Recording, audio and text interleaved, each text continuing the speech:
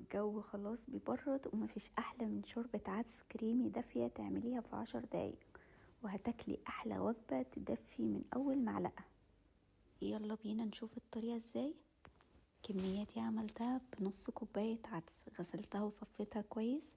معايا بصلاية واحدة متوسطة قطعتها صغير، كمان طماطماية متوسطة قطعتها كمان صغير. هنجيب معانا بطاطساية هنبشرها، وكمان جزراية وهنبشرها، وده اللي هيخليها تستوي بسرعة. معايا 5 فصوص توم هنقطعهم صغير. معايا التوابل هتكون نص معلقة من الكركم، نص معلقة من البابريكا، نص معلقة من الملح، ومعلقة صغيرة من الكمون. هنجيب الحلة وننزل فيها بمعلقة صغيرة من السمنة، والأحلى بقى ان احنا نشوح الخضار قبل ما نضيف المية. هنشوح البصل الأول شوية كده وهننزل بالثوم. أول ما نبدأ نشم ريحة الثوم بقى دلوقتي خلاص هنزل بقى عليهم بالجزر، برضو هرجع أقلب تاني، وبعد كده هننزل عليهم بالبطاطس وهنقلبهم كمان تاني مع بعض، وبعدين هننزل بالعدس. هو الجزر الصراحة هنا والكركم هيدوا لون حلو قوي للشوربة. اخر حاجة هنضيفها الطماطم.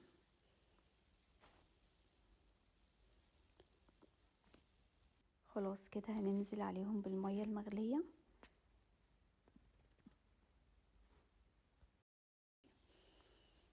بعدين هننزل بالتوابل وهنغطي بقى الحلة ونسيبهم يبدأوا يغلوا. مجرد ما يبدأ يغلي 10 دقايق بالظبط وهتبقى كل حاجة مستوية. هنقلب كده مع بعض ونتأكد ان كل حاجة خلاص استوت. هنجيب بقى الخلاط او هاند بلندر اللي موجود وهنضربهم كويس. بعدين هنبدأ نرجعهم الحلة تاني علشان نتأكد من السمك اذا كان تقيل او كويس. انا بالنسبة لي كان تقيل شوية فرجعت ضفت مية، حسيت ان هو محتاج شوية ملح، برضو ضفت الملح وقلبتهم كده، وبالنسبة لي خلاص القوام كده مظبوط قوي.